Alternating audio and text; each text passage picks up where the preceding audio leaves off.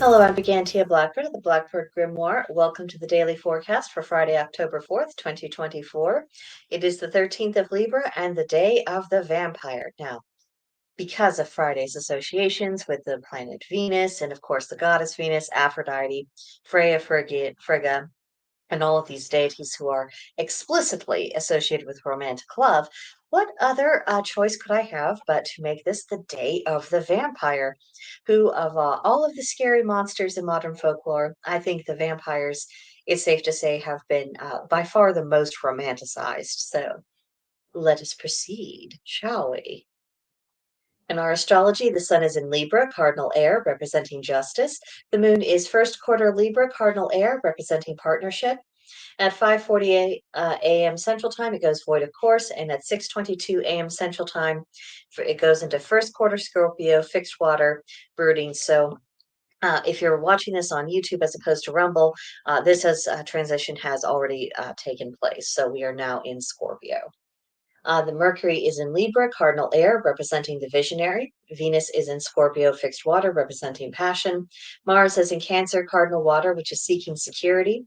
Jupiter is in Gemini, mutable air, representing questing. Saturn is retrograding in Pisces, mutable water, which is to redefine dreams. And Uranus is retrograding in Taurus, fixed earth, representing rebellion. Neptune is retrograding in Pisces, mutable water, which is spiritual awakenings, and Pluto is retrograding in Capricorn, cardinal earth, representing transformations. Now, retrograde reminders are as follows. For Saturn, reclaim your authority. For Uranus, reconsider how you rebel. For Neptune, reclaim your magic. For Pluto, reclaim your ability to regenerate. And for Chiron, restore the heroic spirit. Our moon phase is now a waxing crescent, so it's the time to plan creatively. For the Scorpio moon, the do's are relentlessly focus, research, reveal motivations. The don'ts are exercises in attempting to build trust, family gatherings, or any kind of toxic sexuality. So, on this day of Venus, the air is beginning to positively crackle with magic. Get creative, focus passionately on what fascinates you, and share it. Even if your sweetie is not sharing your pursuits, allow them the opportunity to at least appreciate your talents or your hard work and what you've been doing. And then, of course, be sure to return the favor. For our tarot of the day, we have the Ten of Bats. The number 10 represents abundance and excess. The suit of bats is corresponding with the suit of swords. It is the rational masculine, projective energy, air element, and thought. And the key words for this card are agony, despair, and ruin. So, not exactly the kind of vibes that we really want to start the morning with, particularly as we don't know how this energy is going to manifest us, how if we're going to be personally affected or if it's going to be something a little bit more distant from us. However, this energy is most definitely lurking in the air. So the thing to do is really to be careful in what you're doing, brace for impact a little bit, be grateful for the blessings that you have because, life is very uncertain. We don't know when things come to an end. And, a lot of times it isn't fair. It can feel very arbitrary. But just be on your guard a little bit, and if sadness comes, then definitely lean upon your loved ones so that you can work your way through whatever challenge might appear in your way today. Today's Celtic triad is three unfailing remedies in every disease and sickness: nature, time, and patience. Nature provides every living being with natural defenses against ailments, the ability to recover from injury and to heal. Sometimes it doesn't always do this perfectly. But it is always that inner resource that we have. And if we take care of ourselves, then of course, this natural response to ailments and injury is going to be much more effective and powerful. And then time. Time is the great healer. If we can outlive something, then we can learn to thrive beyond it. And I think of this particularly in the emotional wounds that we might suffer over the years. There comes a point in time when your life has changed so much that it doesn't really resemble the circumstances, even perhaps the people around you, as what it was when you were initially wounded or traumatized to begin with.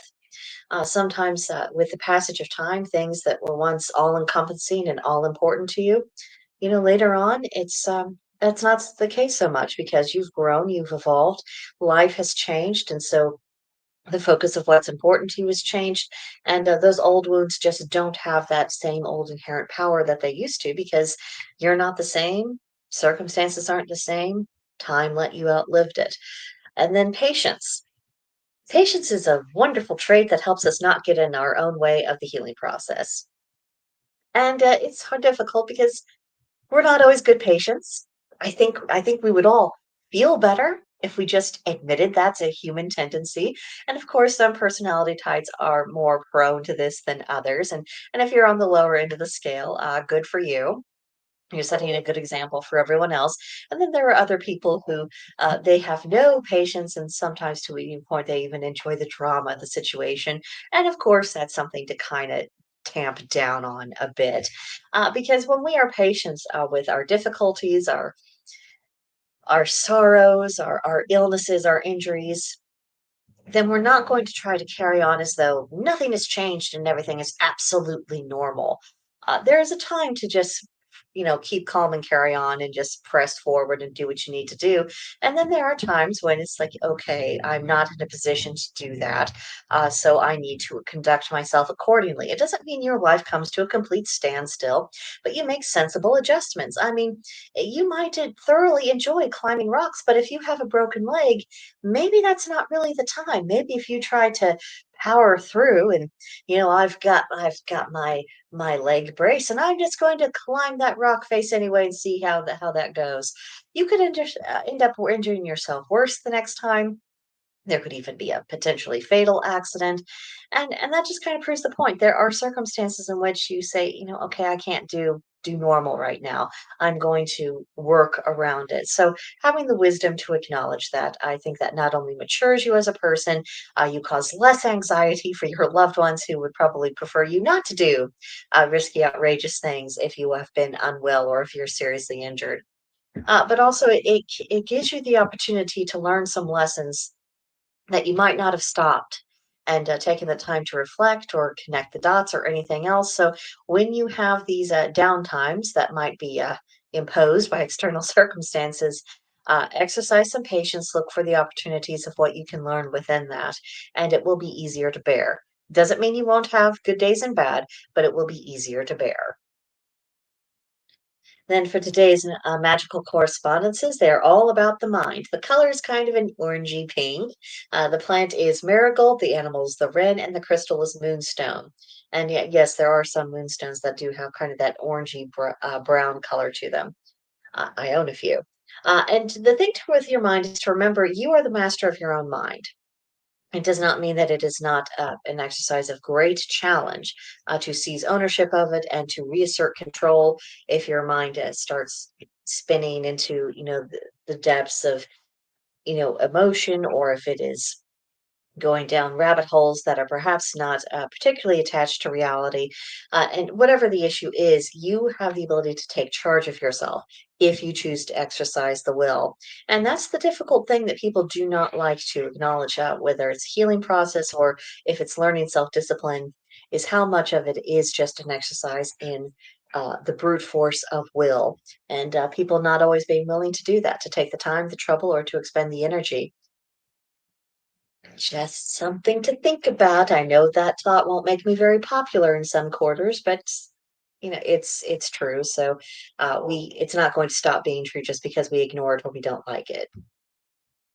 So for today's practice, it's Friday, so put together a spell jar for Samhain. Take a little time today and think about what does the vampire symbolize. You can have lots of fun with that. There's so much lore about vampires that you can draw upon for inspiration with that. And then, how are you like the energy of Venus, and what does Venusian wisdom consist of? And because it's Friday, I think it is time for a romantic evening. Maybe find a movie that has a nice blend of spookiness and romance, and then have a cozy night in with your sweetie. So let's talk about Samhain spell jar. I found an example of one. It has mugwort, orange calcite, cinnamon, pumpkin seeds, and dried apple slices.